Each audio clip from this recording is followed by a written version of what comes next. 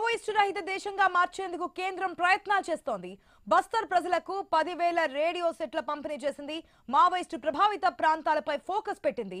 ఛత్తీస్గఢ్లోని బస్తర్ ప్రజల్లో మావోయిస్టు భావజాలాన్ని తొలగించి వారికి చేరువయ్యేందుకు ప్రయత్నాలు చేస్తోంది.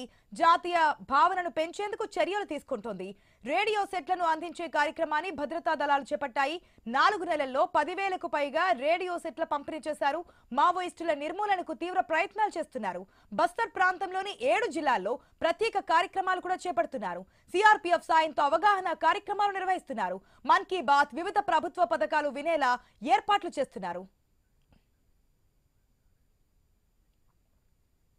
ఎప్పుడైతే చూస్తున్న మావోయిస్టు రహిత దేశంగా మార్చేందుకే ముందుకెళ్లడం, దానికి సంబంధించి ఆపరేషన్ కగార్ గానీ ఇవన్నీ చేపట్టడము, మావోయిస్టులను ఎక్కడికక్కడ అంతమొందించడము, లేదంటే కొంతమంది వారంతా వారే జనజీవన స్రవంతిలో కలిసిపోవడం, ఇవన్నీ చూస్తున్నాం. సో పూర్తి స్థాయిలో మావోయిస్టు రహిత దేశంగా మార్చేందుకైతే కేంద్రం ప్రయత్నాలు చేస్తున్నట్టు తెలుస్తోంది. దానికి సంబంధించి అనేక కార్యక్రమాలను కూడా ఇప్పటి వరకు చేస్తూ వచ్చింది.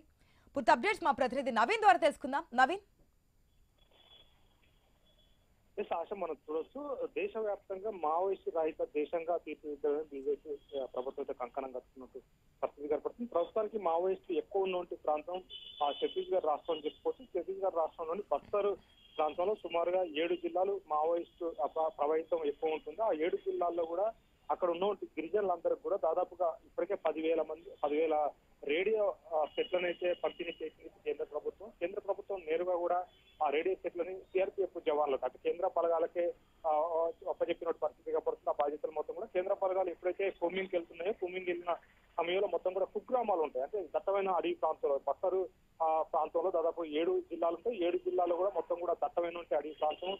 ఇటు పూర్తి స్థాయి కూడా సెల్టర్ జోన్ గా అంటే మావోయిస్టు సెల్టర్ జోన్ ఉన్నటువంటి ప్రాంతాలని చెప్పుకోవచ్చు. ఆ 7 జిల్లాలు కూడా, ఆ 7 జిల్లాల్లో పూర్తి స్థాయిగా గిరిజన గ్రామాలు ఉంటాయి. ఆ గిరిజన గ్రామాల్లో దాదాపు ఇప్పటి వరకు 10,000 రేడియో సెట్లు కూడా కేంద్ర ప్రభుత్వం పంపిణీ చేసి ఇది నేరుగా జవాన్లతో, అంటే సిఆర్పీఎఫ్ జవాన్లు భూమికి వెళ్తున్న జవాన్లకే ఆ రేడియోలు ఇచ్చి నేరుగా గ్రామీణ ప్రాంతాల్లో, ఆ నక్సల్ ప్రభావిత ప్రాంతాల్లో, అడవి ప్రాంతంలో ఉండే అక్కడ ఉన్న గిరిజనులందరికీ కూడా 10,000 రేడియో సెట్లు పంపిణీ చేస్తామని చెప్పేసి కూడా చెప్తుంది. ఎందుకంటే పూర్తిగా కూడా ఈ కార్యక్రమాన్ని ఇంకా కూడా విజయవంతం చేస్తాం. ఇంకా ఎవరికైనా ఇంకా ఎన్ని వేలైనా ఎన్ని లక్షలైనా సరే ఆ ప్రాంతంలో మొత్తం కూడా రేడియో సెట్లు అందే విధంగా కూడా చేస్తామని చెప్పేసి కూడా చెప్తున్నారు. ఎందుకంటే ప్రభుత్వం అంటే బీజేపీ ప్రభుత్వం చేస్తున్న సంక్షేమ పథకాలు ఏ విధంగా ఉంటే ప్రభుత్వాలతోటి కలుపుకొని పోతే, గిరిజనులు కానీ మావోయిస్టులు కానీ కలుపుకొని పోతే అభివృద్ధి ఏ విధంగా ఉంటుంది, జరుగుతున్న అభివృద్ధిని నేరుగా రేడియోలో వినడానికి, అంతేకాకుండా నేరుగా ప్రధానమంత్రి మన్ కీ బాత్ లో ఎవరితోటైతే ప్రజలతో మాట్లాడుతున్నారో అందరూ కూడా తెలుసుకోవాలి. అదంతా గిరిజనులు కూడా తెలుసుకోవాలి. వాళ్ళకి ఇప్పటివరకు కూడా అవగాహన లేదు. మావోయిస్టు పూర్తి స్థాయి కూడా ఆ ప్రాంతంలో గిరిజనులు ఎవరిని కూడా బయటకు రానియట్లేదు. వాళ్ళకి పూర్తిగా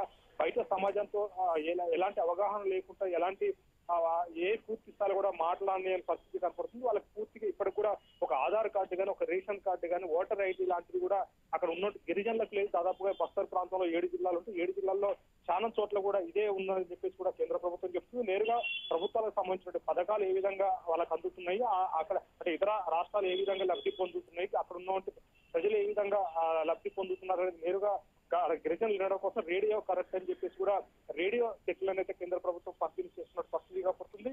దట్టమైన అడవి ప్రాంతం ఏదైతే అబూజ్మాడ్, అదేవిధంగా దండకారణ్యం ప్రాంతాలు ఉంటాయో ఆ ప్రాంతాల్లో ఎక్కువ కూడా గిరిజనులు ఉంటారు. గిరిజనులు బయట ఏదైతే ఉందో కొన్ని ప్రాంతాలు ఉంటాయో ఆ ప్రాంతాలకు సంబంధం లేకుండా వాళ్ళు అడవిలోనే నివాసం ఉంటున్న పరిస్థితి కాబట్టి అక్కడ ఉన్నటువంటి కొంతమంది మావోయిస్టులకి సానుభూతి పరుడుగా ఎవరిస్తుంది, మావోయిస్టులకి పూర్తి స్థాయిలో కూడా సహకరిస్తున్న నేపథ్యంలో వాళ్ళని ఎవరిని కూడా ఈ ప్రస్తుతానికి ఏమనట్లేదు. కానీ తుపాకులు పట్టుకుని మాత్రం ఖచ్చితంగా తిరిగితే ఎన్కౌంటర్ చేస్తాం. మావోయిస్టులకు ఇప్పటికీ మనం చూసుకుంటే కేంద్ర ప్రభుత్వం ఒక వార్నింగ్ ఇచ్చిందని చెప్పొచ్చు. 2026 కల్లా పూర్తి స్థాయిలో కూడా మావోయిస్టు రహిత దేశంగా తీర్చిదిద్దాం. వాళ్ళు ప్రధానంగా ఛత్తీస్గఢ్ లో ఉన్నటువంటి మావోయిస్టు అందరూ కూడా తుడిచిపెట్టుకోపోతారు. ఖచ్చితంగా తుపాకులు చేత పట్టుకొని తిరిగితే ఎన్కౌంటర్ లో అటం కావడం తప్ప ఏముండదు. ఇప్పటికైనా వచ్చి కీలక నేతలు కానీ లేదా ఇతర దళ సభ్యులు కూడా ఎవరైనా ఉంటే నేరుగా వచ్చి సమీపంలో ఉన్న పోలీస్ స్టేషన్ లో లొంగిపోవచ్చు, లేదంటే ఇతర రాష్ట్రాల్లో కూడా వాళ్ళకి సంబంధించిన బంధువులు ఉన్నా ఎవరున్నా సరే వాళ్ళ ద్వారా లొంగిపోవచ్చు అని చెప్పేసి కూడా ఒక హెచ్చరిక అయితే జారీ చేసిన పరిస్థితి కాబట్టి పూర్తి స్థాయిలో కూడా ఛత్తీస్గఢ్ రాష్ట్రంలోని బస్తర్ 7 జిల్లాల ప్రాంతాల్లో గిరిజనులకి దగ్గర కావడానికి అయితే బీజేపీ ప్రభుత్వం అయితే రేడియో సంబంధించిన సెట్లను అయితే పంపిణీ చేస్తుంది. పూర్తి స్థాయిలో కూడా ప్రభుత్వం నుంచి వస్తున్న పథకాలను మొత్తం కూడా నేరుగా వాళ్ళకి తెలిసే విధంగా అయితే ప్రయత్నం చేస్తుంది. ఆశ. Right Naveen, thanks for the update. Alluri జిల్లా పెద్దబయలు పరిధిలో